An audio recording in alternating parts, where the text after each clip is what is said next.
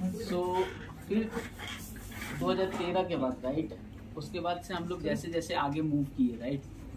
2 class important है, अगर theory समझ गए तो ठीक है, नहीं तो बाकी तो सेम ही है। सो आप देखिएगा राइट। सो फिर जैसे हम लोग आगे बढ़े 2013 के बाद राइट, MVC 5 के बाद जैसे हम लोग आगे बढ़े तो हमने .NET कोर पे आ गए राइट। सो अब सबसे बड़ा मेन क्वेश्चन कि जब .NET MVC था तो हम .NEट कोर पे क्यों मूव किए राइट, सबसे पहले मेन राइट। सो देखिए वहाँ तक जो हम लोग 2013 9 to 13 3-4 साल राइट। सो हमेशा सॉफ्टवेयर इंडस्ट्रीज में आपका अपग्रेडेशन होता है राइट, हर 10 साल हर 5 साल के बाद अपग्रेड होते जाएगा टिल 2013 तक।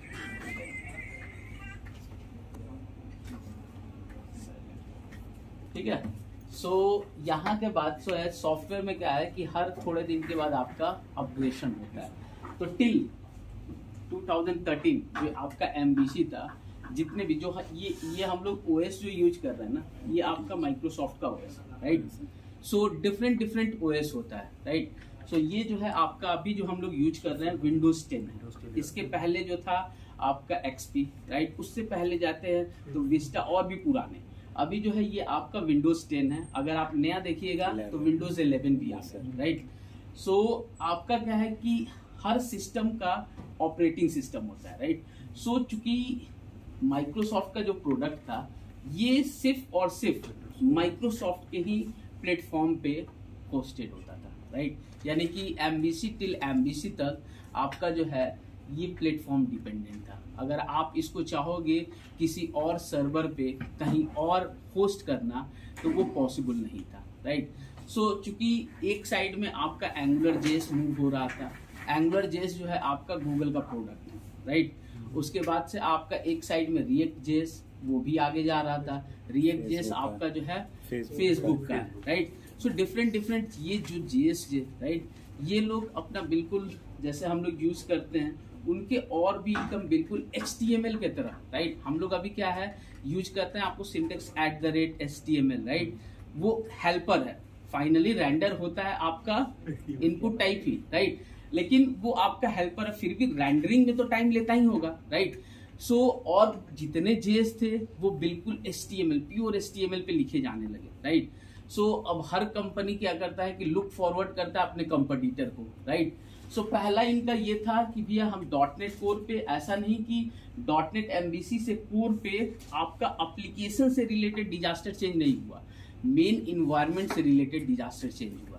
पहला कि हम लोग क्लाउड पे मूव करने लगे राइट। अभी जितना था स्टोरेज आपका फिजिकली स्टोरेज था राइट, फिर हम लोग क्लाउड पे मूव करने लगे जहाँ पे आपका वर्चुअल, आज के टाइम में आप जाओगे ठीक है कि आपका हर डेटा वर्चुअल रहता है। आप पहले क्या था कि मशीन पे आप लॉगिन करते थे राइट, और दूसरा अगर मशीन चेंज हो गया तो आपका डेटा लॉस हो जाता था। आज के टाइम में कंपनी में भी इस मशीन पे काम कर रहे हैं कोई दिक्कत नहीं, कल को उस मशीन पे काम कीजिएगा सारा डेटा सिंक रहेगा, सारे डेटा जो है मूव करके क्लाउड पे वन प्लेस राइट।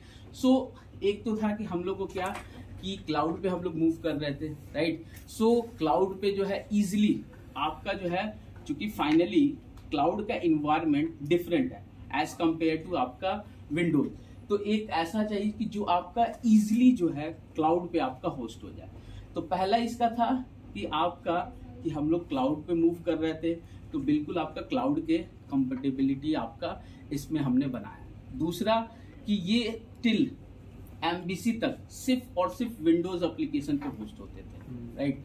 यानी कि आप जो है IIS जो हम लोग एप्लीकेशन होस्ट करते हैं ना, IIS पे होस्ट करते हैं, तो उसकी डिपेंडेंसी होती थी कि आप मशीन जो है आपका IIS होना चाहिए और आप उस पे, बट कोर पे क्या हुआ कि इन्होंने इंडिपेंडेंट कर दिया राइट। आप अपाचे पे करो, आप टॉमकैट पे करो, डॉस पे चला लो, लाइनेक्स पे, रेडेक्स पे, किसी पे भी चला लो। उन्होंने बोला कि भैया हम प्लेटफॉर्म इंडिपेंडेंट करें, यानी कि जो अभी तक डिपेंडेंट था कि आप मेरा प्रोडक्ट लोगे और मेरे ही मशीन पे होस्ट करोगे, यानी कि ऐसा ही लुक एंड फील, यानी कि माइक्रोसॉफ्ट का, या हटाओ प्रोडक्ट बनाओ मेरा, किसी पे होस्ट कर दो राइट। सो दो इसमें मेजर एडवांटेज। अगेन फिर इन्होंने जैसे हम लोग जो यूज कर रहे हैं @helper, उनको उन्होंने हटा दिया। उसके जगह उन्होंने प्योर HTML लाया विथ टैग हेल्पर। ठीक है, टैग हेल्पर लाया, यानी कि आप जो है वो HTML हेल्पर की कोई जरूरत नहीं, राइट। HTML हेल्पर जो अभी तक हम लोग याद कर रहे थे उसकी कोई जरूरत नहीं, राइट। एक कॉन्सेप्ट होता है DI, dependency injection, right. So till MVC तक, MVC में हमने नहीं देखा था, इसलिए नहीं देखा था कि MVC में DI आपको अचीव करना वो एक थर्ड पार्टी कॉन्फ़िगरेशन होता था, जो कि a lot of कॉन्फ़िगरेशन और आपको प्रैक्टिस की जरूरत होती है। ठीक है, इसमें क्या किया इन्होंने कि DI को बाय डिफॉल्ट इंप्लीमेंट कर दिया, यानी कि आपको DI से लेके टेंशन नहीं। DI क्या है, जैसे फॉर एग्जांपल आप लोग C# पढ़े, राइट। कभी भी हम लोग को क्लास के अंदर, राइट, डेटाबेस हुआ चाहे कोई भी किसी भी क्लास के मेथड को, मेंबर को एक्सेस करना है तो हम लोग ऑब्जेक्ट क्रिएट करते हैं, तभी एक्सेस करते हैं। तो DI का फीचर ये है कि you not worry about your object, जब भी आपको रिक्वायरमेंट होगी वो आपके लिए अवेलेबल होगा। यानी कि जो हम लोग बार बार DB context new object create करते थे उसकी अब जरूरत ही नहीं है। एक बार आप कंस्ट्रक्टर में सेटिंग करो और जिस भी कंट्रोलर पे जहां भी आपको एक्सेस करना है वो आपके लिए, जब भी आपको डेटाबेस की चीज जरूरत होगी वो आपके लिए अवेलेबल होगा, राइट। उसके बाद इन्होंने जो है ओपन सोर्स कर दिया, राइट। उसके बाद से इन्होंने आपका इजी टू एंट्री, अगर इसके हम फीचर्स देखें, ठीक है, सबसे पहले फीचर्स कि आपके क्या क्या ASP.NET कोर के फीचर्स होते जो कि हम लोग MVC से कोर पे मूव किए। तो अगर आप देखोगे तो ये सेम क्लाउड फ्रेंडली, ठीक है, क्योंकि हम लोग मूव कर रहे थे और क्लाउड के मार्केट में दो ही कंपटीटर, दो ही प्लेयर है, एक आपका Amazon AWS और दूसरा Azure, दो ही मार्केट में प्लेयर है, तीसरा कोई नहीं।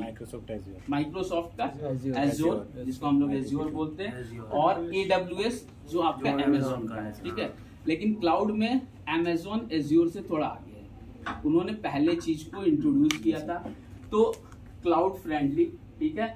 उसके बाद built in dependency injection, cross platforms, fast and open source, performance वही जो इसमें था आपका इनपुट, जो हम लोग हेल्पर यूज करते थे अभी तक, इसमें जो है आपका प्योर HTML, राइट, जो आपको पहले टफ लगता था, राइट, चीजें लिखना, @ याद करना, वो बिल्कुल उन्होंने टैग हेल्पर से उसको रिप्लेस कर दिया और प्योर जो हम लोग फॉर्म @ बिगिन फॉर्म लिखते थे उसकी कोई जरूरत नहीं। जो फॉर्म हम लोग HTML में लिखते हैं ना, FORM, वही लिखो और उसी में काम चला।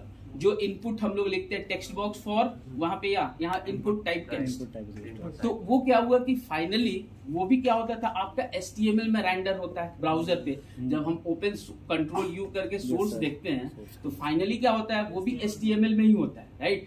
सो इन्होंने बोला कि भाई परफॉर्मेंस इससे भी थोड़ा सा इम्पैक्ट हो जाएगा, ठीक है।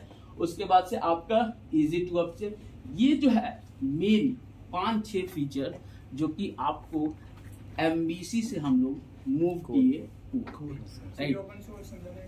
ओपन सोर्स ये होता है कि जैसे कि कोई अगर सॉफ्टवेयर है, राइट, तो पहले सॉफ्टवेयर के लिए पे करना पड़ता था, राइट। जैसे कि फॉर एग्जांपल अगर आप विजुअल स्टूडियो लो, राइट, सो विजुअल स्टूडियो में डिफरेंट वर्जन्स होते हैं, कम्युनिटी होती है, प्रोफेशनल्स होते हैं, इंटरप्राइज होते हैं, राइट। पहले कम्युनिटी नाम की कोई चीज नहीं थी। पहले जो है अगर आप कोई भी डाउनलोड करो ना तो हम लोग 1 महीना के बाद साइन इन करने के बाद ना वो एक्सपायर हो जाता था, उसमें ट्रायल वर्जन्स जो है एक्सपायर हो जाता था, तो हम लोग क्रैक की डालते थे, राइट। अब क्या है कि उन्होंने ओपन सोर्स कर दिया, यानी कि आप जो है अगर विजुअल स्टूडियो से कोई एप्लीकेशंस बनाते हो और होस्ट करते हो तो उसका कॉपीराइट्स नहीं होगा। ऐसा नहीं कि आपको वो खरीदना पड़ता है। कंपनी में क्या होता है कि चूंकि कंपनी में मोर आपको एक्स्ट्रा फीचर्स चाहिए होता है, तो इसलिए कंपनी में आज भी जो है कम्युनिटी यूज नहीं होता है, प्रोफेशनल्स यूज होता है, राइट। क्योंकि उनका प्रोफेशनल्स का आप अभी डाउनलोड करोगे तो 1 महीना फ्री होते हैं, 1 महीने के बाद से आपको क्या है कि आपको पे करने पड़ते हैं, राइट। सो काइंड्स ऑफ इन्होंने अपना ओपन सोर्स, जैसे PHP है जो है आपका ओपन सोर्स हो गया, जैसे कि इनके जो है अभी भी जो सिक्वल के भी डिफरेंट है। अगर आप एक्सप्रेस करोगे वो ओपन सोर्स है, डेवलपर वाला करोगे तो वो आपका फ्री एडिशंस नहीं है, राइट, यानी कि उसको पे। उसमें क्या होता है कि एक्स्ट्रा जो है आपका रिपोर्टिंग से रिलेटेड, एनालाइज, प्रोफाइलिंग, वो सारे एक्स्ट्रा एडवांटेज मिल जाते हैं, राइट, जो कि कंपनी पे करती है, उनको रिक्वायरमेंट होती है। बट इंडिविजुअल को रिक्वायरमेंट नहीं है तो वो अपना क्यों ही तो पे करेगा, राइट। तो ये जो है इनके फीचर्स, हाँ, सो इनके जो है इतने फीचर्स जो है इन्होंने दिया। और आपका जो इसमें भी जो एमबीसी कॉन्सेप्ट है वो आपका मैंने बताया कि सॉफ्टवेयर डिजाइन करने का तरीका है, right, model view controller, right, एक डिजाइन पैटर्न, ऐसा नहीं कि वो माइक्रोसॉफ्ट का टैग है, वो PHP में यूज होता है, मोबाइल में भी यूज होता है। एक स्टैंडर्ड डिजाइन है जो आपके एप्लीकेशन को लूजली कपल्ड बनाता है कि मॉडल डिफरेंट, आपका जो है कंट्रोलर डिफरेंट, आपका ये जो है view different, right. So main वो क्या है कि एक सॉफ्टवेयर डिजाइन का पैटर्न है, तो स्टिल इसमें भी MVC ही पैटर्न यूज होता है, पैटर्न इसमें भी आपका MVC ही यूज होता है। तो इन्होंने जो पहला जो यूज किया और ये लॉन्च किया, ये किया 2016 में, वर्जन्स आपका 1.0, राइट। सो ये लोग बेसिक वर्जन्स स्टार्ट कर देते हैं टिल यहां से लेके आप देखिए 1.1, फिर उन्होंने 16 में, ये माइक्रोसॉफ्ट का है, सबसे पहले कोई भी वर्जन्स डाल देता है, आइदर वो मेन है कि क्या है कि एक्चुअल जो सॉफ्टवेयर होता है जब आप टेस्टिंग करते हो ना, जो इंडी यूजर टेस्टिंग करता है ना, उसमें बग्स निकलते हैं, फिर उसको कंपनी अपग्रेड करती है। आप कितना भी टेस्टिंग कर लो, जो एंड यूजर्स होते हैं वो टेस्टिंग सबसे परफेक्ट होते हैं, राइट। सो वो लोग क्या करते हैं, आज भी 2012 भी, राइट, 2022 भी, आज के डेट में भी बग आते हैं, राइट। अभी उसको 6 महीने हुआ, 2020-21 में आपका नवंबर में रिलीज हुआ था, 6-7 महीने हुआ, स्टिल बग आते हैं, मतलब 1 साल लगभग हो जाता है। तब मेन हम लोग क्या है कि उसका जो है फाइनल कि हाँ ये जो है प्रोडक्शन पे जाने लायक हो गया, उसके जो है आपके मेंटेनेंस और सपोर्ट्स मिलने लगते हैं। वो लोग पहले ही बोलते हैं कि अगर आपका प्री मैच्योर्ड है तो अभी यूज ना करें। तो इन्होंने जो है पहला वर्जन जो है 27/6/2016 को ही लॉन्च कर दिया, बेसिक सा कोर का इन्होंने, राइट। फिर आप देखिएगा कि 16 में जस्ट 6 महीने के बाद 1.1, फिर जो है आपका 2.0, ऐसे करते करते ये जो है आपका रोड मैप है जो कोर जो है लॉन्च करते गया टिल यहां तक। कोर का कोई बोल वाला नहीं था, राइट। कोर का चूंकि जब आपके मार्केट में नया प्रोडक्ट आते हैं, राइट, सो चीजें समझने में आपको टाइम लगती है, राइट, कि क्या चीजें हैं, क्यों यूज कर रहे हैं, राइट। बट जैसे यहां से 3.1 से आपका इनका मार्केट जो है कोर का भी स्लाइटली अप हो गया, राइट। 3.1 तक आप देखोगे कि इन्होंने 19 में लॉन्च किया था, राइट, आपका जो है कोर 3.1 वर्जन, राइट। और अगर हम लोग फ्रेमवर्क की बात करें, .NET फ्रेमवर्क, .NET कोर और फ्रेमवर्क दो चीज है, राइट। .NET फ्रेमवर्क्स में आपका हम लोग इसमें वर्जन चल रहा है 4.8, जो आपका माइक्रोसॉफ्ट 2022 के साथ, अगर आप 19 यूज करते हैं तो 4.7.2, राइट, 4.7.2। और इसमें जो है आपका 3 तक तो रीच कर गया, राइट। उसके बाद 3 के बाद जब उनको लॉन्च करना था तो उधर आपका चल रहा था क्या, .NET framework 4.x version, x something आपका जो वर्जन नेम है। और इधर आपका क्योंकि ये दोनों आपस में क्लैश ना हो, राइट, कंफ्यूजन्स ना हो, तो उन्होंने कोर के बाद 4 वाली वर्जन स्किप कर दिया और डायरेक्टली उन्होंने 5 लॉन्च कर दिया, राइट। और 3 तक इधर जो है आपका इन्होंने वेब एप्लीकेशंस के लिए, इसलिए इनका नाम रखा था .NET कोर। वेब एप्लीकेशंस के लिए अलग इन्होंने बनाया था और मोबाइल और आपका डेस्कटॉप एप्लीकेशंस के लिए अलग चल रहा था, जिसको हम लोग बोलते हैं जैमरिन।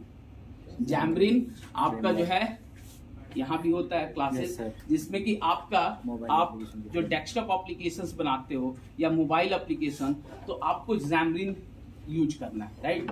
सो टिल 3.1 तक आपका जैमरिन साइड में चल रहा था डेस्कटॉप, और कोर वेब एप्लीकेशन साइट चल रहा था .NET कोर 3.1। बट जैसे उनका प्लान हुआ कि हम लोग going forward .NET framework drop कर देंगे, गोइंग फॉरवर्ड उन्होंने 4.x जो वर्जन्स चल रहे थे वो डायरेक्टली स्किप करके .NET 5 पे आ गए।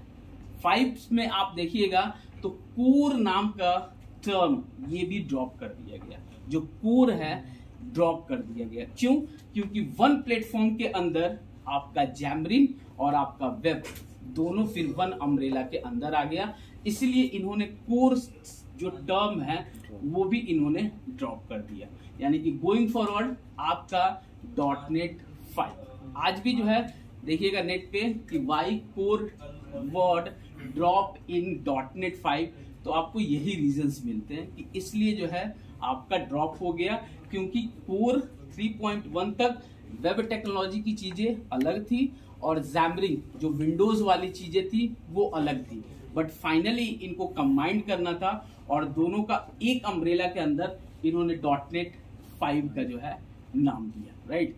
और आपका .NET 5 इन्होंने लॉन्च किया था 2020 में आपका 2019 विजुअल स्टूडियो के साथ, 2019 विजुअल स्टूडियो के साथ जो हम लोग फ्रीक्वेंट यूज करते हैं। फिर उसके एक साल के बाद इन्होंने .NET 6 भी लॉन्च कर दिया।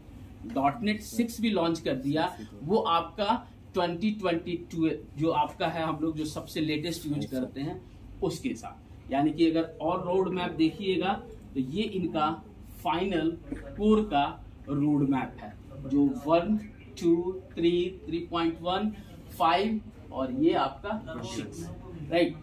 सो चूंकि अभी भी स्टिल ये जो चीजें है प्री मैच्योर्ड है, हम लोग जो है ये वाली चीज पढ़ेंगे .NET कोर 5.0, राइट। अगर कोर हट गया कहीं कहीं आपको टर्मिनोलॉजी मिल जाएगा, राइट। अगर आपको स्लाइटली डिफरेंस, तो अगर आपसे क्वेश्चन पूछा जाए ऊपर में what is difference between .NET framework और .NET कोर, तो आप .NET framework that is the different, core आपका दैट इज द डिफरेंट, ये आपस में सिंक नहीं।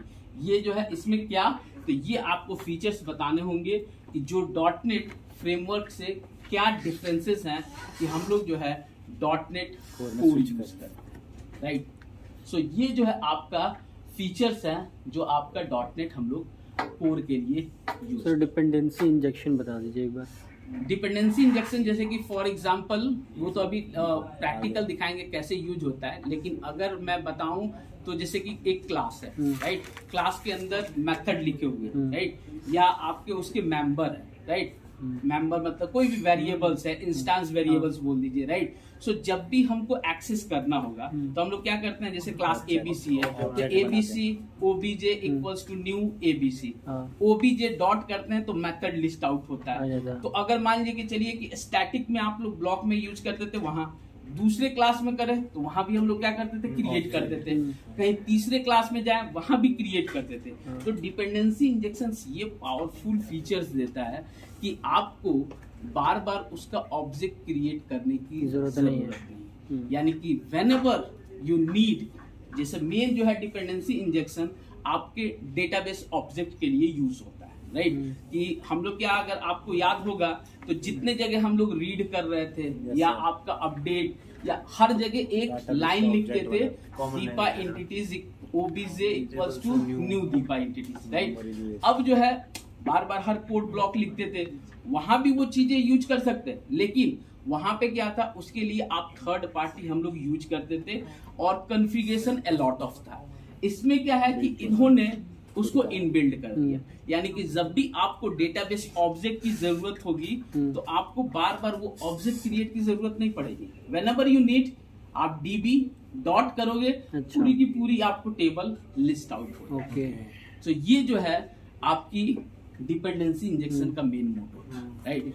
क्लास के लिए यूज नहीं करते हैं, मेनली जो आपका फ्रीक्वेंट यूज होता है हमारे डेटाबेस के लिए, तो इसलिए हम लोग इसमें जो है आपका डिपेंडेंसी इंजेक्शंस डेटाबेस के ऑब्जेक्ट जब भी आपको जरूरत है कि आपका टेबल में इंसर्ट कराना, डिलीट कराना, जब भी आपको जरूरत है हम लोग यूज करते हैं, राइट।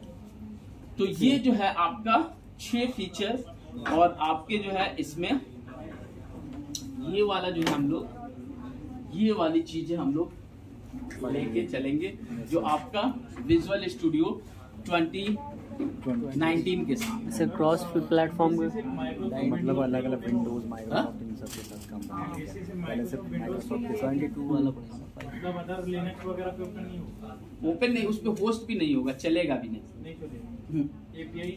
एपीआई भी नहीं, इसीलिए तो इसके जगह कोर एपीआई आया। नहीं होता तो फिर एंड्रॉइड वगैरह पे कैसे हो जाता है?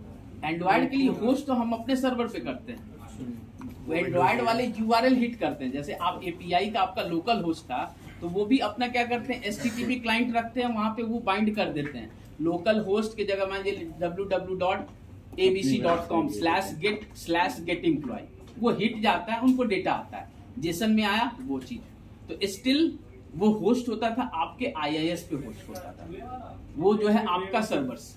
वेब एप्लीकेशन बनेंगे मैक्सिमम फिर वो पे ही डेवलप होते हैं। हाँ, अब जो है गोइंग फॉरवर्ड कोर पे ही सर डिपेंड करता है ना, कोई बंदा .NET में भी बना देता है, ASP.NET में भी बनाता है। हाँ, लेकिन आज के टाइम में जो है सबसे ज्यादा जो है इसका एपीआई ज्यादा यूज हो रहा है, क्योंकि एपीआई को मेन है कि एपीआई जो है हम लोग जो वेब एपीआई सीखे हैं, राइट, सेम ही एपीआई उसमें भी रहता है, बट उसका प्लेटफॉर्म जो है इंडिपेंडेंट हो जाने के कारण कि कहीं भी आप होस्ट करो, राइट, और वो किसी को भी कंज्यूम करने के लिए एक्सेस होता है। तो सबसे ज्यादा जो है आज के भी टाइम में कोई भी एप्लीकेशंस बनता है, सर्विस में बात करें तो वेब एपीआई ही बनता है। फिर कोर से भी ऐसे ही एपीआई बनाएंगे फिर। हाँ, जैसे सेम कोर से, तो उसमें क्या हो गया कि आपका यूआई नहीं रहेगा, उसमें जो है वही आपका जैसे आपने मेथड लिखा और एप्लीकेशन से आप एक्सेस करोगे, राइट। सो इसमें हम लोग 2019 है तो हम लोग 19 के साथ आगे बढ़ेंगे, राइट। कोर का एप्लीकेशंस क्रिएट करेंगे, फिर जो है एक एक फाइल स्ट्रक्चर्स देखेंगे कि आपके डिफरेंट फाइल स्ट्रक्चर क्या है। इसका जो है थोड़ा सा डिफरेंस है file structure as compare to MVC, ठीक है। सो वो देखेंगे, ठीक है। और इसमें जैसे आप लोग जैसे क्रिएट करेंगे तो आप लोग को ध्यान आ जाएगा, जैसे आप लोग कंसोल में बनाते थे ना, एक मेन मेथड होता था, सेम इसमें भी आपका मेन मेथड दिखेगा, program.cs, राइट। सो यहाँ तक थ्योरेटिकल में किसी को डाउट्स? ठीक है, सर 5 में .NET कोर 5 होगा।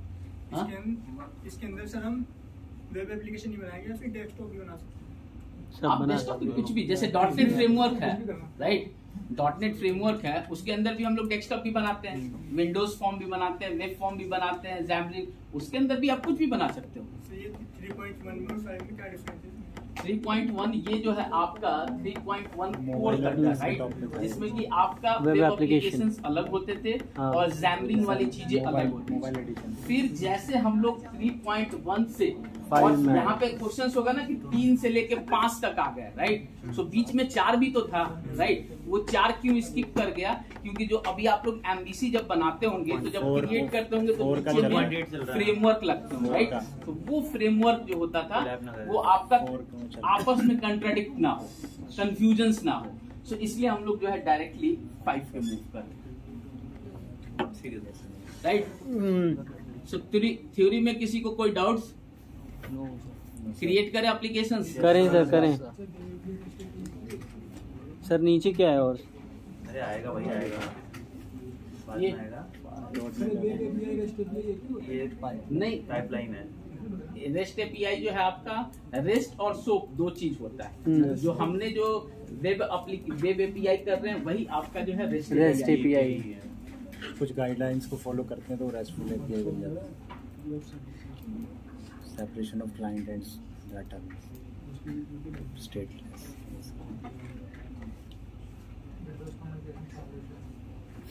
ठीक है, इसमें भी जो है आपका सेम क्रिएट न्यू प्रोजेक्ट करते हैं। अब जो है इसमें हम लोग अभी तक जो आप लोग हैंडी हो गए थे एमबीसी प्रोजेक्ट का, अब इसमें थोड़ा सा ध्यान रखेंगे कौन सा हम लोग को सेलेक्ट करना है।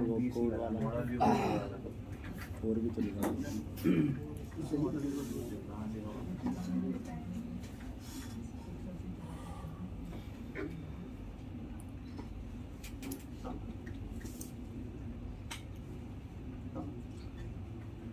अब तो कोर से ही पाला पड़ेगा है, एमवीसी से तो पाला नहीं पड़ेगा। नहीं, अब जो है कोर से ही करेगा और यहाँ पे जो है मॉडल की कंट्रोल ज्यादातर आपका कोर ही यूज होगा। हाँ, ठीक है। सो कोर अगर से सारा काम हो जाएगा। एमबीसी में अगर आपका जो है हाथ थोड़ा टाइट भी है, वो बेसिक आइडिया हो गया, तो इसमें थोड़ा सा हाथ साफ कर लें, इजी हो जाएगा। काम हो जाएगा। सर नीचे इधर वाला हो रहा।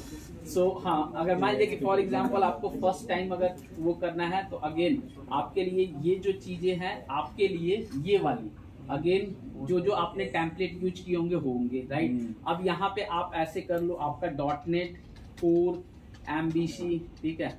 सो यहाँ पे आप देखोगे राइट, सो आपको आ जाएगा dot net MBC core web app model view controller right. आपका जो है नीचे वाला ASP.NET कोर वेब API है। अगर API क्रिएट करेंगे तो पहले तो हम लोग जो है एमबीसी मॉडल व्यू कंट्रोलर वाला यूज करेंगे, और नीचे वाला जो है आपका क्या है ASP.NET कोर वेब ऐप, ठीक है। आपका जो है ये डिफरेंट है, वो डिफरेंट है। तो सबसे पहले जो है हम लोग ये वाला ये यूज करें राइट। ये फर्स्ट एफ शार्प यूज हो रहा है उसमें, इसमें सी शार्प यूज हो रहा है। एफ शार्प, एफ शार्प, ठीक है। तीसरे वाले में एफ शार्प। आगे बढ़े। सो ये आप सेलेक्ट कर लेना, फिर अगेन नेक्स्ट, ठीक है। नेक्स्ट आप अगेन यहाँ पे नाम दे दो, ठीक है। प्रोजेक्ट नेम डेमो 430 बैच, ठीक है। हमने दे दिया कोर, ठीक है। बैच 430, बैच 2 बार लिखिए तो एक ही बार, ठीक है। अब जो है नेक्स्ट हम लोग करते हैं सी, यही जो है आपका पहले क्या नीचे हम लोग देखते थे राइट। अब ये देखिए आपका ये डॉटनेट कोर, और देखिए नीचे वाले में जो डॉटनेट 5 है, कोर नाम जो है वो हट गया है राइट। सो जो है आपका हम लोग चूंकि क्या है कि आपका 5 वाला यूज करेंगे तो हमने 5 ये जो है HTTPS हटा देंगे, क्योंकि HTTPS आपका 2 प्रोटोकॉल्स है बताए थे। आपका सिक्योरिटी लेवल्स अगर यूज करना है राइट, जिसमें कि आपको SLA सर्टिफिकेट्स मांगता है, इसलिए हम लोग इसको अनचेक कर देंगे राइट। सर लेकिन 3.1 का भी थोड़ा सा वो होना चाहिए ना, कि कैसा उसका वो है फोल्डर स्ट्रक्चर है। जैसे कि MVC 5 हम लोग करें, MVC 1 से थोड़ी स्टार्ट करेंगे टिल 5 तक, वैसा ही है, अपग्रेड हो गया, सेम ही स्ट्रक्चर है, ऐसा नहीं कि डिफरेंट।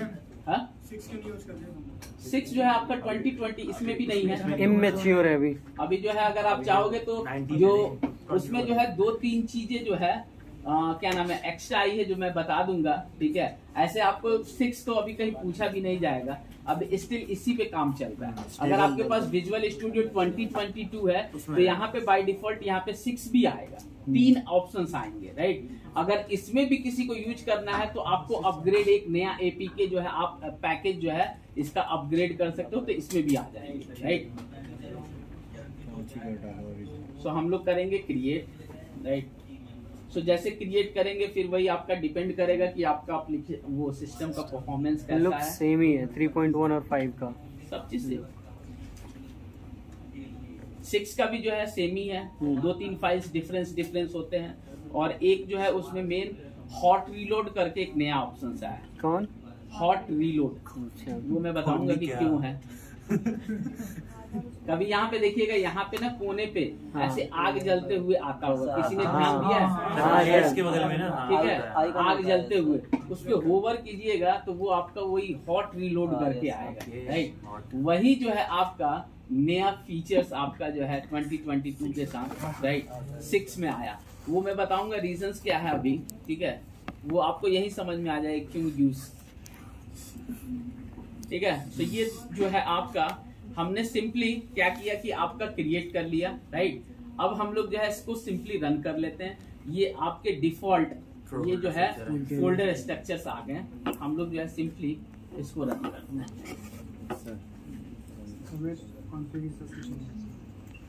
हाँ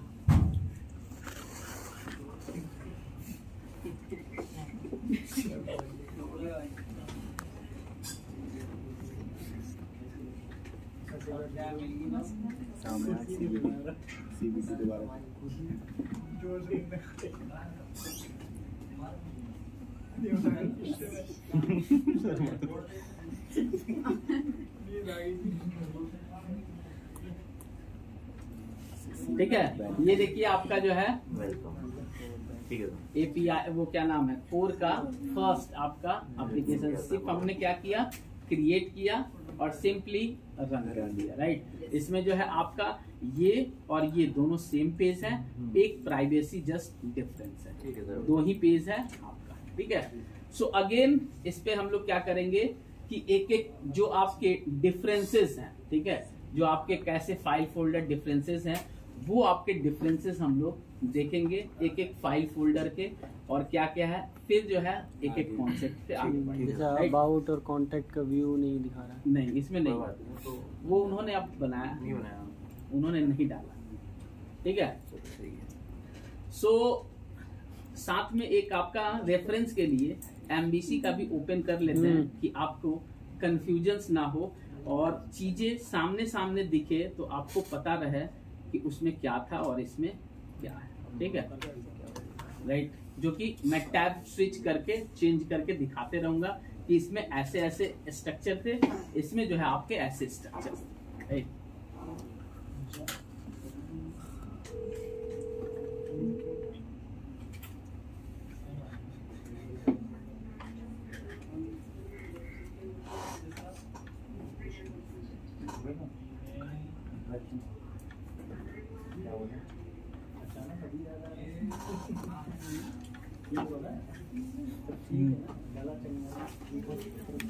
ठीक है, अगर आप देखिएगा सबसे पहला ऊपर में, ठीक है, solution core batch 431 of 1 project same ही वैसा ही आप अगर देखिएगा एमबीसी में भी आपका न्यू बैच 430 एमबीसी में आपका 1 ऑफ 1 प्रोजेक्ट, राइट। यानी कि इसमें आपका एक प्रोजेक्ट है, एक सॉल्यूशन के अंदर मल्टीपल प्रोजेक्ट्स हो सकते हैं।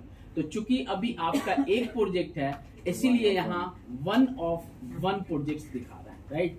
कल को इसमें आप दूसरा प्रोजेक्ट भी ऐड कर सकते हो, तो वो आपका 2 ऑफ 2 प्रोजेक्ट्स दिखाने लगेगा, राइट। यानी कि एक सॉल्यूशन वो होता है, अगेन मैं बता रहा हूँ, आइटम और आपका नंबर ऑफ प्रोजेक्ट्स, कितने इसमें प्रोजेक्ट्स हैं, और प्रोजेक्ट्स आपका नंबर ऑफ आइटम्स, राइट। यानी कि एक सॉल्यूशन पे जब आप क्लिक करोगे तो जो जितने भी उसके अंदर प्रोजेक्ट्स होते हैं वो सबका रेफरेंस रखता है और सारे प्रोजेक्ट्स इकट्ठे लोड हो जाते हैं। और आपका जो है प्रोजेक्ट्स, एक प्रोजेक्ट जब लोड करते हो तो उसके अंदर जितने भी आइटम्स होते हैं, राइट, जो भी फोल्डर्स हैं, जो भी फाइल्स हैं, वो आपके इकट्ठे हो जाते हैं, राइट। तो वो आपके एक प्रोजेक्ट के अंदर डिफरेंट फाइल फोल्डर्स ही होते हैं। एक सॉल्यूशन के अंदर आपके डिफरेंट प्रोजेक्ट्स हो सकते हैं, राइट।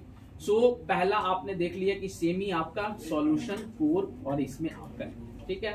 सेकंड्स आप इसमें देख रहे हो रिस्पॉन्डिंग प्रॉपर्टीज, राइट। प्रोजेक्ट में अंदर से इसमें हम लोग देखते हैं डिपेंडेंसीज, राइट।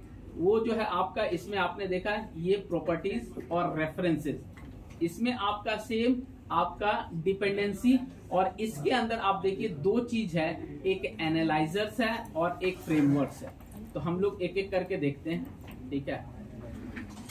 आपका क्या क्या, ठीक है, और ये आपका फ्रेमवर्क। सबसे पहले जो यहाँ पे अगर असेंबली रहती है इसके अंदर, अगर ये कोर वाला प्रोजेक्ट है, इसको अगर देखना है कि इसमें क्या क्या आपके वो, जैसे कि उसमें आपका एक CSPRU फाइल होता है एमबीसी के अंदर, अगर उसको आपको ऐप यहाँ पे ये प्रॉपर्टीज के अंदर ये हैंग हुआ है तो दिखा रहा है। इसमें हम लोग क्या करते हैं कि अगर आप राइट क्लिक करोगे, राइट क्लिक करके और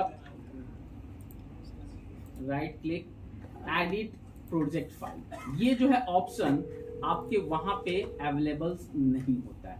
इसमें जो है आप उस प्रोजेक्ट का, राइट, ये फाइल वहां भी होता है CSPROJ फाइल, राइट, ये जो है वहां भी होगा, बट आपको राइट क्लिक करके ऐसा ऑप्शंस नहीं आता है जो कि आप देखो। वहां पे जो है आपका जो भी वहां पे इंस्टॉल करते हो, जैसे एंटिटी फ्रेमवर्क, राइट, या कोई पहले से इंस्टॉल्ड है कोई भी लाइब्रेरी, तो एक फाइल होता है आपका ये वाला फाइल, ये जो आपका पैकेज डॉट कॉन्फिग फाइल है ना, जब आप उसमें जाते हो तो वो सारी की सारी वो सारे वर्जन्स मेंशन होते हैं। यहाँ पे वो फाइल आप कैसे देखते हो, राइट क्लिक करके एडिट प्रोजेक्ट फाइल, तो ये आपको ये जो है एडिट प्रोजेक्ट फाइल, तो ये आपको दिखा दिया।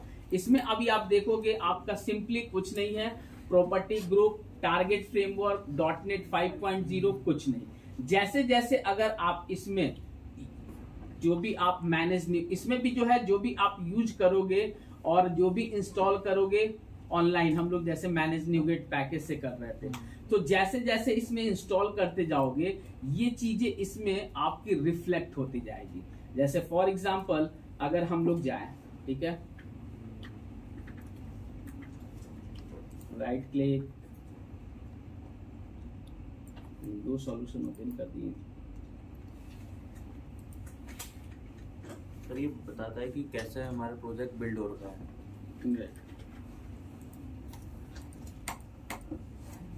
बंद करेगा,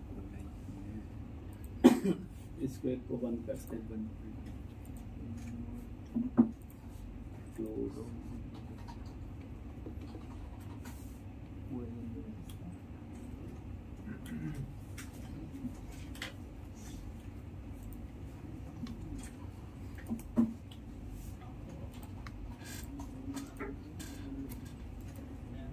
ठीक है, ये जो डिपेंडेंसी में है, ठीक है, अगर इसमें भी लेट सपोज हम लोग मैनेज न्यूगेट पैकेज पे जाते हैं, ठीक है, और हम लोग जब हम लोग फ्रेमवर्क यूज कर रहे थे तो हम लोग .NET फ्रेमवर्क का एंटिटी फ्रेमवर्क यूज कर रहे थे, राइट। अगर इसमें आपको इंस्टॉल करना है तो हर जगह उसके आगे कोर लगा हुआ है, तो आप ये ध्यान रखिएगा कि कोर वाला ही हम लोग यूज करें।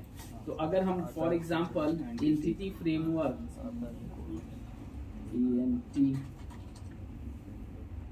फ्रेमवर्क्स जैसे आप सेलेक्ट करो तो देखो ये जो आपका है ना एक 166 mm वाला, ये आपका नॉर्मल .NET का है, राइट। कोर वाला ये है, right, Microsoft entity framework core, right. इसमें चूंकि हम लोग वर्जन्स 5 यूज किए हैं, तो इसमें आप जो है वर्जन्स भी 5 यूज करना है, क्योंकि अगर आप इससे ज्यादा करोगे तो आपका जो है ये एरर देने लगता है कि आपका वर्जन्स लोअर वर्जन्स है। सो हम लोग जो है 5.0 यूज करेंगे। सो अगर देखिए इस वाले प्रोजेक्ट्स में अभी प्रोजेक्ट CSPROC में कुछ नहीं है, जैसे आप ये इंस्टॉल करोगे सो आपके पास उसमें इंफॉर्मेशन जो है आ जाएगा कि आपके पास क्या है।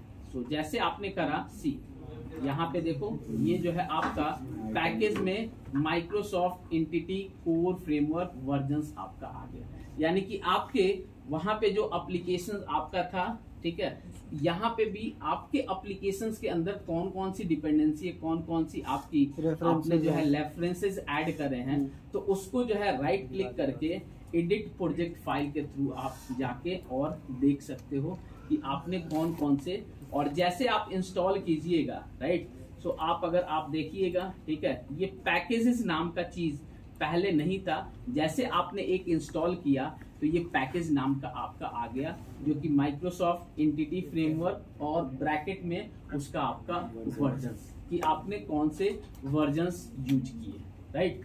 सो ये जो है आपके, फिर अगर आप जाओगे डिपेंडेंसी में, राइट क्लिक, अगर एज प्रोजेक्ट रेफरेंस करोगे, राइट, सो सी याद है कि अगर आप MVC में हम लोग क्या करते थे तो आता था असेंबली में .NET फ्रेमवर्क के अंदर, और बहुत सारे आते थे। क्योंकि ये फ्रेमवर्क वाली कॉन्सेप्ट हट गई तो यहाँ पे देखिए कुछ नहीं आ रहा है। आप जो है फिर शेयर्ड आपके सॉल्यूशन कॉम में आ रहे हैं, राइट, बट आपके जो है उस और जो है एक फ्रेमवर्क की जो ऊपर में चीज आती थी वो वहां पे नहीं आ रही है। ये जो है आपके कॉम वाले में ये सारी की सारी चीजें आ रही है। ये शेयर्ड प्रोजेक्ट्स, अगर कोई प्रोजेक्ट्स फाइल आपको रेफरेंस ऐड करना है उसके लिए आप ब्राउज करके भी कर सकते हो, यहाँ से ब्राउज करके किसी का DLL और वो सारे चीजें। बट जैसे आप MVC का ट्राई करना, राइट क्लिक करोगे ना तो .NET फ्रेमवर्क करके आएगा और उसके अंदर बहुत सारी असेंबलीज होती है, राइट, जो हम लोग यूज करते हैं, जैसे system.net, right, system.http client, right, ये सारे क्या है कि हम लोग फ्रेमवर्क के अंदर से ऐड कर लेते थे। वो हम लोग कहाँ, वो क्या नाम है, मैनेज न्यूगेट पैकेज से कहाँ इंस्टॉल करते थे, मैनेज न्यूगेट पैकेज से वो इंस्टॉल करते हैं जो आपके फ्रेमवर्क में नहीं है, फिर ऑनलाइन हम लोग जाते थे, राइट। सो वो इसमें आपको अवेलेबल नहीं होंगे, राइट। सो ये जो है आपके इनके है, जैसे हमने एक अभी हम लोग को एक की जरूरत थी तो हमने एक यूज किया, जैसे जैसे हम लोग आगे इंस्टॉल करते जाएंगे तो आपके यहीं पे आइटम ग्रुप ऐड होते जाएंगे, यहीं पे। इसमें आप जाओगे, फिर आपका launch setting dot JSON, right, launch setting dot JSON, ये फाइल जो है ध्यान से देखिएगा, ठीक है। जब मैं आप देखिएगा कि HTTP local host port number, यहाँ HTTP लोकल होस्ट 5000, राइट, और इसमें कुछ नहीं, राइट। सो लोकल वहां पे याद है ना कि हम लोग राइट क्लिक करके प्रॉपर्टीज पे जाते थे, मैंने दिखाया कि यहाँ से आप चेंज कर सकते हो, वहां पे पाथ होता है, राइट।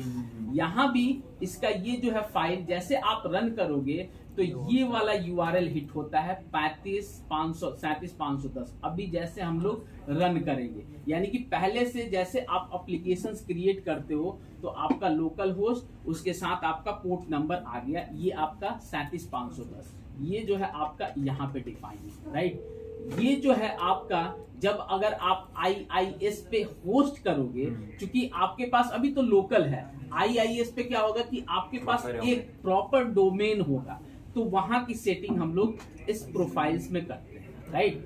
और ये जो है HTTP लोकल होस्ट, ये क्या है भैया, तो इसकी बहुत इंटरेस्टिंग स्टोरी है।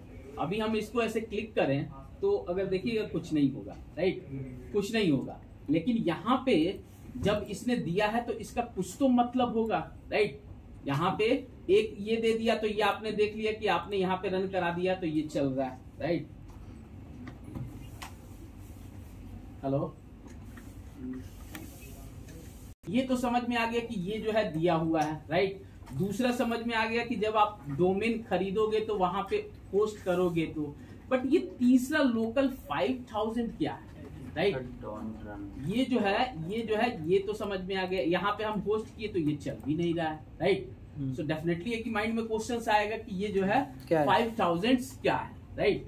सो 5000 समझाने से पहले हम एप्लीकेशंस को क्या करेंगे कि पब्लिश करेंगे, राइट। पब्लिश हमने करना बताया था आपको, वो भी, राइट। जब भी हम लोग क्या करते हैं, MVC एप्लीकेशन को कभी भी अगर आपको लोकल से सर्वर पे होस्ट करना होता है, राइट, सो हम लोग क्या करते हैं, पब्लिश करते हैं। पब्लिश से क्या होता है कि जो आपके लोकल में जितने भी CS फाइल है, राइट, CS फाइल उसकी DLL बन जाती है, और जो आपका व्यू है, व्यू वाली, वो फिजिकल रहती है। MVC में अगर मैं चलूं तो अगर होगा डेस्कटॉप पे तो कहीं कहीं ना हमने देखा था, राइट।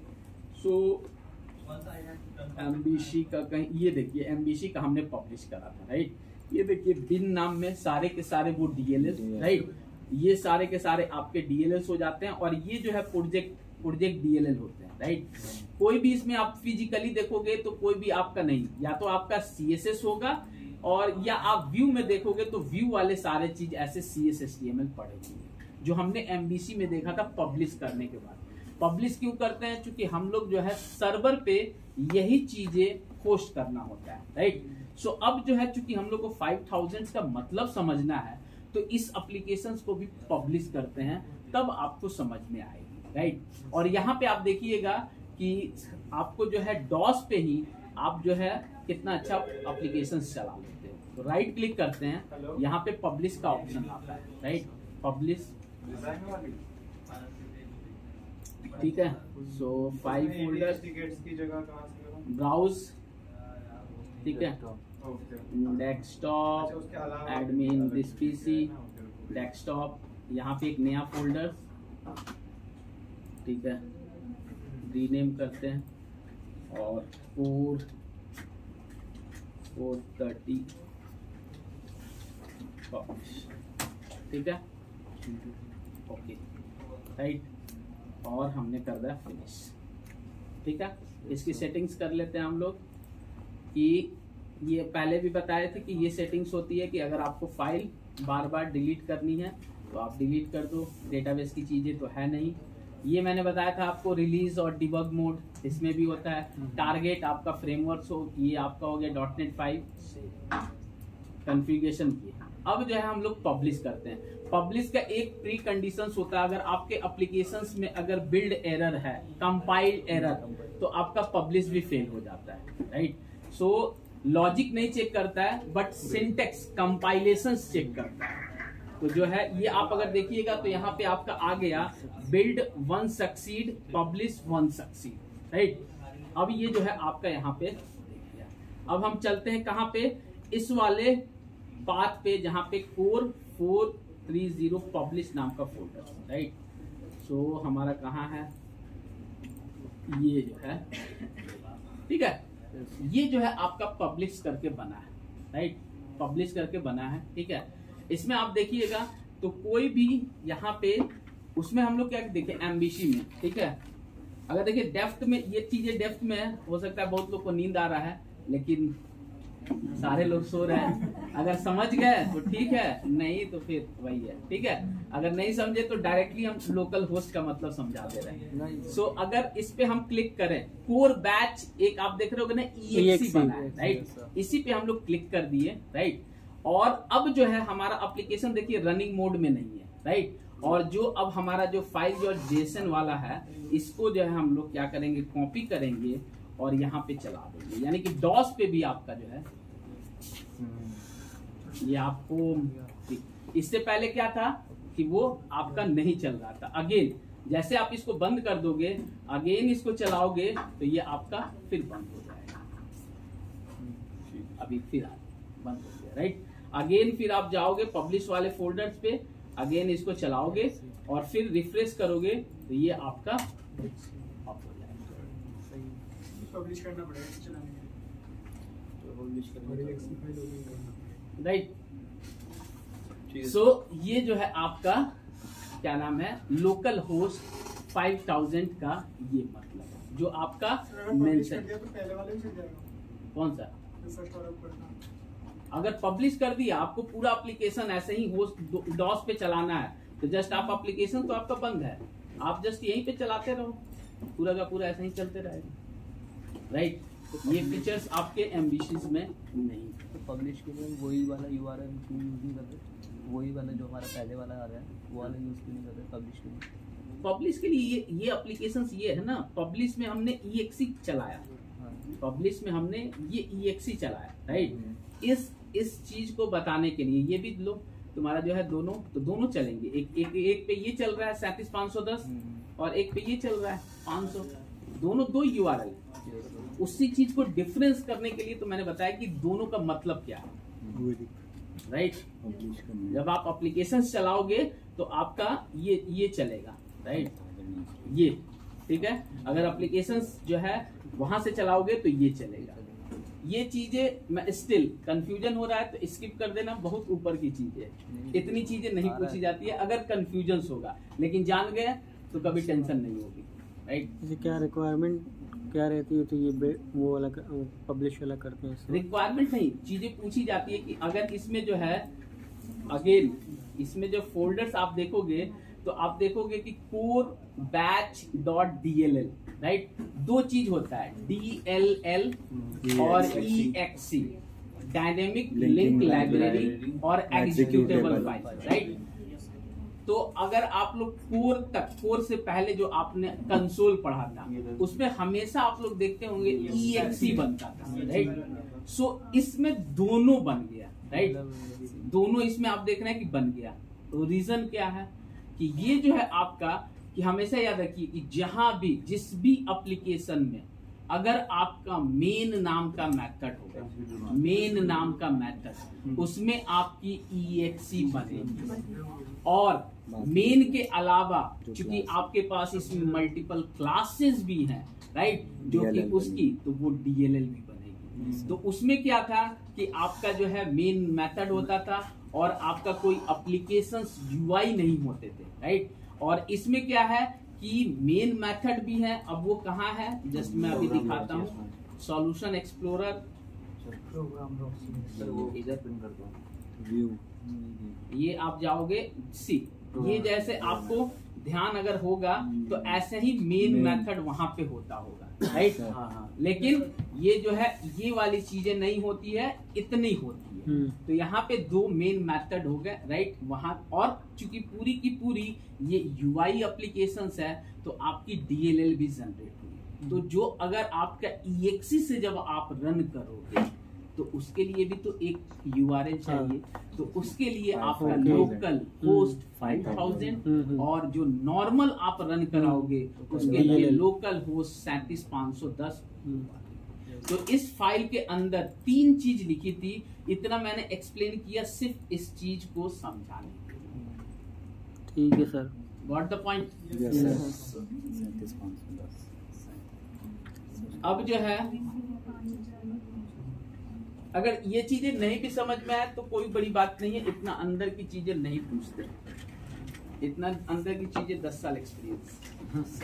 तो मैंने चूंकि पूरा फोल्डर स्ट्रक्चर बता रहे हैं तो स्किप करना मजा भी नहीं आता है, चीजें समझ में आनी चाहिए, अगर नहीं आए तब भी कोई बात नहीं। अब जो है एक चीज इसमें मैं दिखाऊंगा, चूंकि मैंने पब्लिश कर दिया तो यहाँ पे मैं आप लोग देखते होंगे कि कभी भी यहाँ पे हमने वेलकम की जगह जैसे कि अभी टेस्ट लिख दिया, राइट। और मैं इसको सिंपली रन करा दूंगा, ठीक है। यहाँ पे हमने सिंपली यहाँ टेस्ट करा दिया, राइट। अब टेस्ट की जगह मैं क्या कर दूंगा, यहाँ पे ऐसे कर दूंगा, राइट। ये क्या है, CSHTML पेज है, ध्यान से देखिएगा एक चीज। और यहीं पे आपको 6 और 5 में डिफरेंस, यहाँ पे देखिए रिफ्रेश कर रहे हैं तो यहाँ पे ऑल दो हमने चेंज कर दिया और ये जो है आपका रिफ्रेश में रिफ्लेक्ट नहीं हो रहा है, राइट। MVC में आप लोग क्या देखते थे कि हम लोग तुरंत करते थे किस पे, अगर आप CSHTML पे चेंज करते थे तो वो रिफ्लेक्ट हो जाता है, राइट। इसमें नहीं हो रहा है। अब रीजन मैं बता दूं इसका क्यों नहीं हो रहा है। आप उसका MVC का आपने पब्लिश वर्जन देखा, राइट। उसमें क्या था, फिजिकली आपका व्यू नाम का पेजेस थे, राइट। अबाउट CSHTML आपका जो है होम जो भी था, अगर आप देखोगे इसमें MVC पब्लिश में तो व्यू नाम की जो है सारी की सारी फिजिकली प्रेजेंस थी। बट अगर आप कोर में देखोगे इसमें व्यू नाम का भी DLL बनता है, कोर बैच 430.view.dll। यानी कि DLL जब आप कंट्रोलर में चेंज करते हो तो क्या करते हो, ब्रेक करते हो और अगेन जो है रन करते हो, ब्रेक करते हो और अगेन रन करते हो। चूंकि यहाँ पे कहीं भी आप देखिएगा तो कोई फिजिकली आपका CSHTML नहीं होता है, तो इसलिए देन एंड देयर रिफ्लेक्ट नहीं होता है। इसी चीज को ओवरकम करने के लिए .NET 6 में हॉट रीलोड का ऑप्शन आया, क्योंकि वो क्या है कि एक बड़ा लेंदी और एनवाइंग चीज है कि भैया हम व्यू में भी चेंज कर रहे हैं और यहाँ पे ये देखो हिट कर रहे हैं, ये चेंज ही नहीं हो रहा है, एटलीस्ट ये मुझे तो दे दो, राइट। सो उसमें क्या है कि हॉट रीलोड का ऑप्शन आ गया। इसको अगर आपको चेंज करना है तो अगेन ऐसे ब्रेक कीजिए और फिर अगेन चलाइए तो अब THH आपका जो है दिखेगा, यानी कि अब देखिए अब आ गया। क्यों, क्योंकि ये अगेन क्या करता है, DLL बनाता है, यानी कि अगेन वो बिल्ड होगा, जो भी आपकी नई चीज है उसको फिर से बाइंड करके और रिफ्लेक्ट करेगा इसमें। 5 तक के बिल्कुल रिफ्रेश वाला। हाँ, उसके बाद से हॉट रीलोड करके आया जिसमें हम लोग जैसे चेंज करते हैं तो वो आपका रिफ्लेक्ट होगा। तो ये और क्यों चेंज नहीं होता है उसका रीजन समझ गए, क्योंकि इसमें फिजिकली जो है CSHTML नहीं होता है, राइट। इसकी DLL बनती है। तो सेम जैसे आप क्लास में, राइट, जो भी आप अभी तक जितने भी अगर क्लास में चेंज करते हो तो आपको क्या करना होता है, ब्रेक करके फिर से रन करना होता है। क्यों, क्योंकि उसकी जो है DLL बनेगी या जो भी EXE बनेगी, जो नया लॉजिक है उसको वापस से लाना। तो ये जो है एक आपका डिसएडवांटेज था जिसको फिक्स किया गया .NET 6, राइट। इसमें उसमें ऐसा नहीं है कि आपका जो है DLL उसमें नहीं बनता है, बट एक एक्स्ट्रा फीचर्स दे दिया गया, राइट, कि जैसे आप हॉट रीलोड करोगे वो तुरंत रिफ्लेक्ट। 5 में ये इशू है, MVC में व्यू का DLL और EXE नहीं बनेगा।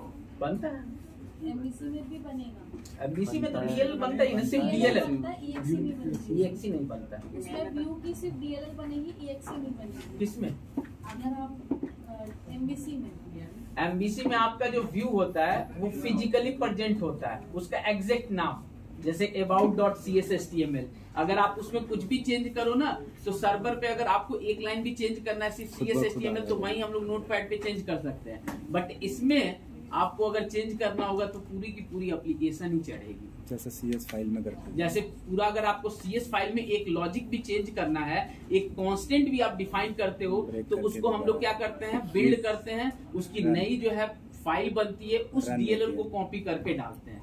सेम वैसे ही अगर आप इसमें व्यू में अगर कोई भी चेंज करते हो तो आपको अगेन इसकी डीएलएल डालनी है, राइट, क्योंकि इसमें फिजिकली आपका डीएलएल प्रेजेंट ही नहीं होता, वो आपका जो है वो प्रेजेंट नहीं होता है, इसलिए हम लोग को इसमें डीएलएल आपकी डालनी है, राइट। Yes sir. आज के लिए हो गए क्या? हाँ? हो गए क्या आज का? तो कंप्लीट कर देंगे। ठीक है, यस सर। ठीक है सर। अब रूट, अब जो है www रूट, राइट, जितने भी आप स्टैटिक कंटेंट, जितने भी स्टैटिक कंटेंट, देखिए दो कंटेंट होते हैं आपका, डायनेमिक और स्टैटिक। स्टैटिक मतलब जो भी आपके चेंज नहीं होते, राइट, तो जितने भी CSS jQuery से रिलेटेड, उन्होंने यहाँ पे एक नया www रूट का एक नया सेपरेट इंटिटीज दे दिया, राइट, जो कि वहां पे दो अलग अलग फोल्डर्स थे, एक आपका कंटेंट नाम का था, एक स्क्रिप्ट नाम का, राइट, यानी कि इसमें भी अगेन आपका आइडियली क्या है कि जो भी आप CSS आपके खुद का हो या इसमें जितने भी आप देखोगे पहले से बूट स्ट्रैप्स के पड़े हुए हैं, साइट्स के, ये सारे के सारे, लेकिन अगर आप चाहो तो खुद से क्रिएट करना है तो खुद क्रिएट करो, तो इसी फोल्डर्स के अंदर, अगर आपको बाहर भी करने हैं तो कर सकते हो, लेकिन कन्वेंशनल है कि आप इसी के अंदर करो, कन्वेंशनल, राइट, कि अगर अगेन आप जो है चाहो तो अगर जैसे कि आप फ्रूट से रखते हैं हम लोग किचन में, आप बेडरूम में भी रख दो, अगेन कन्वेंशनल है कि रखते इसी में है, राइट। और ये www रूट जो है ये क्यों बना के इसके अंदर ऐसे पैकेज, चूंकि आगे चल के एक कॉन्सेप्ट है जो सबसे मेन है इसका, middleware, right, middleware आपको समझना है, आगे हम बताएंगे। इसके लिए इन्होंने अलग अलग एंटिटीज इसमें डाल दिया, राइट, जो है आपका HTTP जो JS नाम का मिडिल वेयर है उसकी रिस्पॉन्सिबिलिटी होती है इसको लोड करने का। वो पहले ये आपको समझना होगा कि मिडिल वेयर क्या है, मैं अभी बताऊंगा। तो जितने भी स्टैटिक कंटेंट है आप ऑलवेज, आप भी या आप जब भी नया क्रिएट करो इसके अंदर ही आप, राइट। अगेन जो है आपका फेबी आइकन जो आपका वही सेम कोना वाला, ठीक है, ये आपका ICO फाइल है, आप यहाँ पे चेंज कर सकते हो, ठीक है सर। www फोल्डर के बारे में लिखा है, it is the only folder in the entire project that's exposed as it to the browser. तो इसका मतलब, हेलो, हाँ sir, expose to the browser, that is exposed as it to the browser. It is the only folder. Browser मतलब कि जो अंदर, जो आपके ब्राउजर के अंदर, इसके अंदर क्या होते हैं, सारी CSS चीजें होते हैं, होती हैं, राइट। सो यानी कि ब्राउजर पे जैसे आप जैसे करोगे, जैसे कि यहाँ पे आप रन करोगे तो जितने भी इसके अंदर जो भी आपके CSS और वो हैं, राइट। सो अगर आप Ctrl+U करोगे तो ये jQuery, ठीक है, आपके जो है ये मीम, ठीक है, अगर CSS में देखें तो ये वाली, ये पूरी की पूरी ब्राउजर्स के ऊपर साथ, अच्छा, ये जो है सो, राइट। और उसका जो है मेन रीजंस है, मैं बताऊंगा कि क्यों, जब आपको स्टार्टअप फाइल में ये जो है यूज स्टैटिक फाइल वाली चीजें ये बताएंगे, ठीक है। सो ये जो है फेबी आइकन समझ में आ गया जो आपके कोने पे है। अगेन कंट्रोलर मॉडल व्यू बिल्कुल एग्जैक्ट वही कॉन्सेप्ट है जो आपने करा है, कोई चेंज नहीं है, कोई चेंज नहीं है इनके कॉन्सेप्ट में। मॉडल व्यू कंट्रोलर, अगेन आप जो है इसमें प्रॉपर्टीज, पूरी बिजनेस एंटिटी, व्यू जो भी आप UI से रिलेटेड, और कंट्रोलर जो भी आप लॉजिक। क्या जी स्वाति, नींद आ रही है? इसके थ्योरेटिकल से आप जो है 4-5 आंसर दे सकते हो इंटरव्यू में, राइट। नींद आती है बट क्या करें। झपकी ले ली सर। अब जो है ऐप सेटिंग्स में आते हैं, ठीक है। जैसे वहां पे आपको वेब कॉन्फ़िग दिखा था, राइट। सो एग्जैक्टली जो जितने भी कॉन्फ़िगरेशन रिलेटेड फाइल है डेटाबेस में, जो है आप जो है कनेक्शन स्ट्रिंग, जो अभी हम लोग कनेक्शन स्ट्रिंग डालेंगे इसी आपके ऐप सेटिंग डॉट जेसन में, यहाँ आपका web config same as a समझिए कि जो एमबीसी में आपका वेब कॉन्फ़िग फाइल वर्क करता है, इसमें जो है आपका app setting dot JSON file. Bundle नहीं होता है इसमें, बंडल की जगह आपका मिडिल वेयर है, वो मैं बताऊंगा, ठीक है। अब जैसे कि वहां पे आपने एक ग्लोबल डॉट ASX फाइल देखा था, राइट। यानी कि जो फर्स्ट जब आप हिट होता था तो आपका एप्लीकेशन स्टार्ट वाला, राइट। सो इसमें भी आपके उसके जगह प्रोग्राम डॉट CS फाइल्स जो है ये वही फाइल है। अगर आपको याद होगा जो आपने बचपन में पढ़ा था, यानी 3 महीना पहले, जो फर्स्ट जैसे हिट होता था तो आपका मेन प्रोग्राम मेन मेथड पे हिट होता था, उसके बाद जो भी आपने ऑब्जेक्ट वगैरह क्रिएट किया था उस पे जो है कॉल होता था। अगेन ये जो है आपका इस एप्लीकेशन का सबसे पहला एंट्री पॉइंट यही होता है। अगर आप इस पे हिट करोगे तो सबसे पहले यहीं पे आके हिट आ रहा है, यानी कि ये आपका एंट्री पॉइंट आपका होता है, राइट। सो ये जो है ये मेन फाइल जो है क्या करता है, मेन फाइल ही उसके बाद से ये स्टार्टअप डॉट CS को कॉल करता है। इसके अंदर मेन जितने भी ये सारी की सारी चीजें लिखी हुई है, एक तो कॉन्फ़िगरेशन, और ये जो चीज है ये मेन समझने की जरूरत है, जो आपका है मिडिल वेयर। जो मिडिल वेयर कम से कम आधे घंटे लगेंगे जो पूरा समझाने में कि मिडिल वेयर है क्या, राइट।